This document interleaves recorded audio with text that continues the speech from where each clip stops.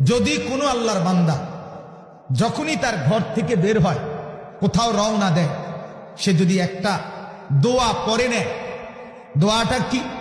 বিসমিল্লাহি তাওয়াক্কালতু আলাল্লাহ লা হাওলা ওয়ালা কুওয়াতা ইল্লা বিল্লাহ। এই আল্লাহর উপরে তাওয়াক্কালতু, আল্লাহর উপরে তাওয়াক্কুল করে বের হলাম। নবীজি বলেন সাথে সাথে আল্লাহর ফেরেশতা ওই ব্যক্তিকে 4টা পুরস্কারের ঘোষণা দিয়ে দেন। কি পুরস্কার? এক, আল্লাহর নবী সাল্লাল্লাহু আলাইহি সাল্লাম বলেন, ফেরেশতা বলে দেয় হুদিতা, এক, তুমি এই দোয়ার বরকতে, আল্লাহর উপরে তাওয়াক্কুলের বরকতে সঠিক পথ পেয়ে গেলা। ওয়া কুফিতা, আল্লাহ তোমার জন্য যথেষ্ট হয়ে গেলেন। ওয়া ওয়াকিতা, সমস্ত বিপদ থেকে বেঁচে গেলা। ওয়া তানাহা আনহু শাইতান, শয়তান দূরে সরে গেল।